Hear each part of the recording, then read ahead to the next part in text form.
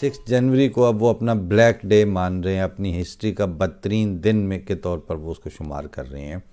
بدھ والا دن جنوری 6 کہہ رہے ہیں کہ اب ہمارے اوپر اس طرح کا یہ زخم لگا ہے کہ جس کو دیر تک اس میں سے خون رستا رہے گا،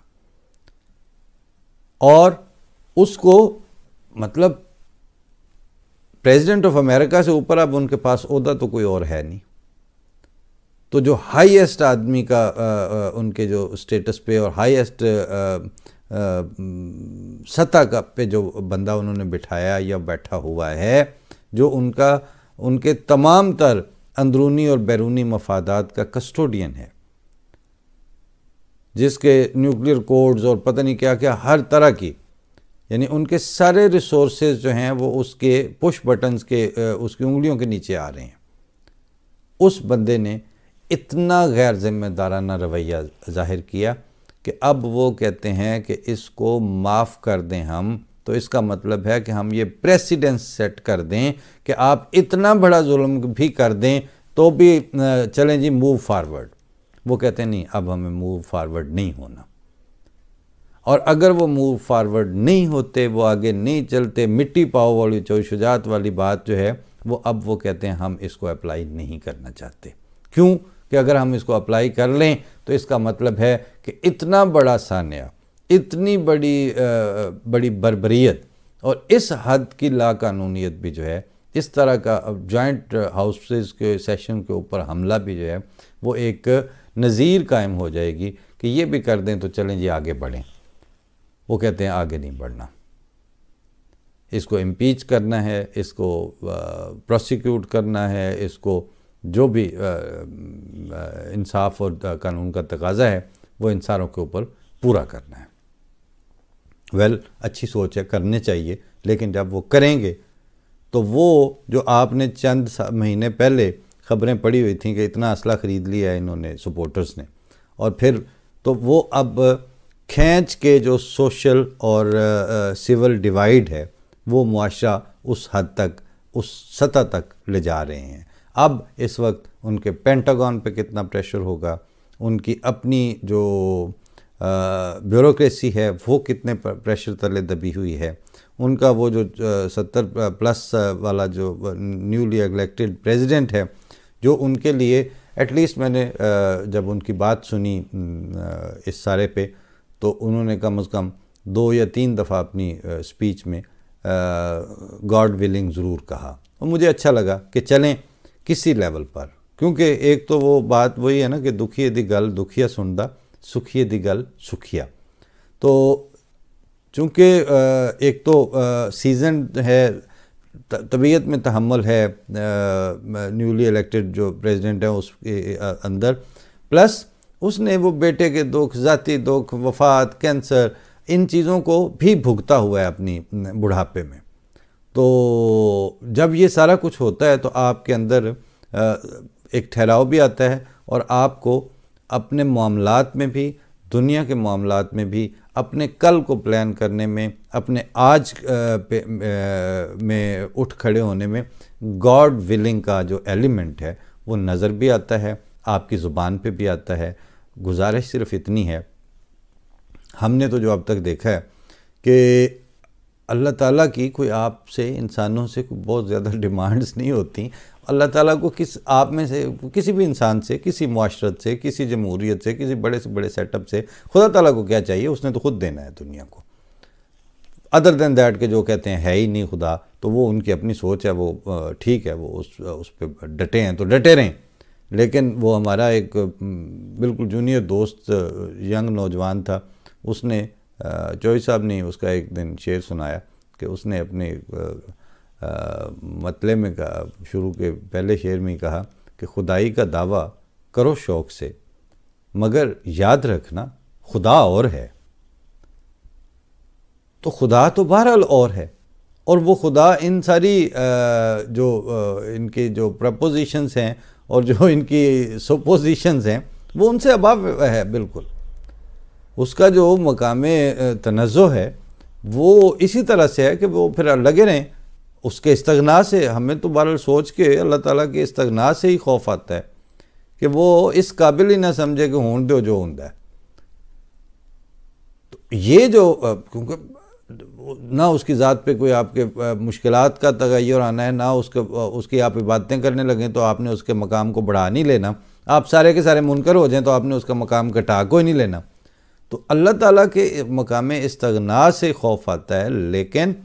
یہ بہرحال اس میں سے بات سمجھنے کی ہے کہ جس طرح اب وہ اس کو ہینڈل کر رہے ہیں، بات یہ ہے ان کا جو اقتصادی نظام تھا، ان کے پاس جو پیسہ تھا، جو ان کے پاس ریسورسز تھے، انہوں نے بہرحال اپنے لوکل اداروں کو جو انٹیکٹ رکھا ہوا تھا، انہوں نے اپنے سوشل اور پولیٹیکل جو فگرز ہیں ان میں ریڑھ کی ہڈیاں قائم رکھی تھیں. وہ بات کرنے کے لیے اٹھ کھڑے ہوتے ہیں، وہ سٹینڈ لے جاتے ہیں اور اپنے اس پہ بول پڑتے ہیں. یہ سارا کچھ ہونے کے باوجود یہ دراڑ جب پڑی ہے یا اس طرح کی جب مار آئی ہے تو اتنی بڑی جمہوریت، اتنے بڑے ادارے، اتنا بڑا پینٹاگون، اتنی بڑی لا اینڈ انفورسمنٹ ایجنسیز کے ہوتے ہوئے ابھی تو وہ مریخ اور پتہ نہیں کس کس پہ قبضے کی بات کر رہے ہیں. تو وہ گھر میں یہ جب ہوا ہے، یہ بالکل وہی بات ہے کہ ایک انویزیبل وائرس نے پوری دنیا سٹک کر دی اور ایک اندر سے پھوٹنے والے طوفان نے پورا کیپٹل جو ہے وہ جام کر کے رکھ دیا، پورا سسٹم ان کا بلاک کر کے رکھ دیا. فَاعْتَبِرُوا يَا أُولِي الْأَبْصَارِ، جن کے پاس اتنے ریسورسز بھی نہیں ہیں، جن کی عدلیہ بھی جج فیصلے دینے کی بجائے محفوظ کر لیتے ہیں، جو پروسیکیوشن کا فنامنا پہ ان کے اٹارنی جنرل پاکستان کے جو ہیں وہ راتوں رات وہاں گھر میں مردہ پائے جاتے ہیں، سپریم کورٹ کے رجسٹرار اور اس لیول کے لوگ. یہ سارا کچھ دیکھتے ہی آپ بڑے ہوئے ہیں نا، یہ سب کچھ آپ کے سامنے ہے نا. تو اس وقت دیکھیں کہ آپ جن رستوں کی طرف رہنمائی کر رہے ہیں اور جو کچھ ہونے دے رہے ہیں، یہ آپ کو کس طرف لے کے جا رہا ہے. آپ کے پاس کیا اتنی سپورٹس موجود ہیں کہ گرتے گرتے بھی درمیان میں سے کوئی آگے سے الٹرنیٹیوز اس میں سے اٹھ کھڑے ہوں اور ایک سروائیو کر جانے کے رستے بن سکیں؟ آپ کو نظر آ رہا ہے کہ ایسا کچھ نہیں ہے. چونکہ ایسا نہیں ہے تو ایک تو آپشن یہ ہے کہ مسلمان تو پہلے ہی کہلا رہے ہیں، تو جب کہلا رہے ہیں تو خدا کے لیے خدا کی مدد مانگنی بھی شروع کریں. اور دوسری بات یہ کہ اگر خدا تعالیٰ سے استمداد چاہیں گے تو وہ ایکسکلوژنری پاکستان اور بے ایمان اور بددیانت اور بدنیتی پہ مبنی فیصلوں کے ذریعے آپ کو جرأت ہی نہیں ہوگی کہ آپ خدا تعالیٰ سے مدد مانگ سکیں. لہٰذا اپنی بددیانتیوں کو اور اپنے جو ہے چوائسز جو کہ سارے بدنیتی اور امتیازی سلوک پر مبنی چوائسز ہیں، اس سے ہٹ کے ایک انکلوسیو اپروچ کے ساتھ سب کو ساتھ رکھ کے پاکستان سب کا ہے، دنیا کے ریسورسز سب کے لیے ہیں، امن و امان کے اوپر سب کا حق ہے، سیف لائف کے اوپر سب کا حق ہے، سیف انوائرمنٹ جو ہے وہ انسانیت کا اجتماعی ورثہ ہے. ان ساری چیزوں کو اکٹھا لے کے چلیں اور اگر آپ کے اوپر آپ کی قسمت اچھی ہو تو خدا سے مدد مانگ کے چلیں. اگر جو بائیڈن جو ہے وہ گاڈ ولنگ کہے تو اس کی شان نہیں گھٹتی، بلکہ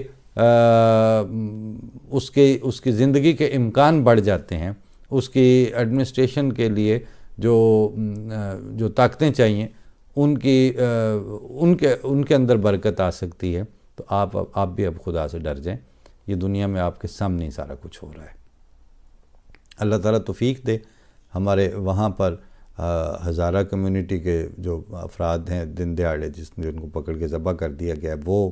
پھر اس کے بعد ہندوؤں کا جو مندر گرایا گیا اور سامنے ہی ہے، اسٹیٹ دیکھ ہی رہی تھی سارا کچھ. ہمارے اپنے پاس روز اس طرح کے واقعات ہو رہے ہیں. رات کو بجلی ٹرپ ہو جائے، اگلے دن پورا پاکستان جی اندھیرے میں ڈوبا ہوا ہے جی. وہ اس پہ پھر پھبتیاں کسی جا رہی ہوتی ہیں. حالت پہلے ہی کوئی نہیں ہے. اس میں خدا کو مانیں اور خدا کی طرف واپس آئیں، خدا سے مدد مانگیں، اور وہ حالات جو ہو رہے ہیں آپ سے بہت دور، ان کو دیکھ کے تو آپ اپنی پیش بندیاں کرنی شروع کریں. اور وہ انسانوں کو ایکسکلوڈ کر کے نہیں اور خدا کا خانہ خالی رکھ کے کوئی پلاننگ اب کامیاب نہیں ہو رہی. آپ بڑی مثال آپ کے سامنے ہے، وہاں سے دیکھیں اور فاتعبروا یا اولی الابصار کی طرف واپس آئیں. رجل رشید ڈھونڈیں اپنے اندر سے، اور رجل رشید رجال جو رشد والے جو لوگ ہیں ان کو پروموٹ ہونے اور ان کو رستہ دینے. لیکن یہ تو خیری درخواستیں ہی ہیں. مننی تو وہ ڈاکٹر شیر افغان نیازی کو میں نے ایک دفعہ ایک مائیہ سنایا تھا کہ چاہ پیندیاں پون لی کر، مننی تو کوئی نہیں، گل بہ کے تے سن لی کر.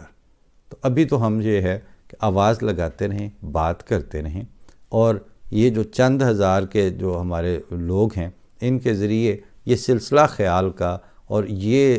تھاٹ پروسیس جو ہے وہ انسٹیگیٹ بھی ہو جائے، وہ آگے بھی چلنا شروع ہو جائے. آخر پہ جو ہے نا وہ بائبل میں ایک آیت آتی ہے کہ خوشخبری ہو ان کمزوروں کے لیے کہ جو بالآخر زمین کے وارث بنیں گے. تو مجھے تو جو ہمبل سٹارٹ یا ہمبلنس آف آؤٹ ریچ جو ہے اس کے اوپر کوئی احساس کمتری نہیں ہوتا، بلکہ یہ ہمبلنس اور یہ کمزوری میرے لیے تو کانفیڈنس کو بحال اور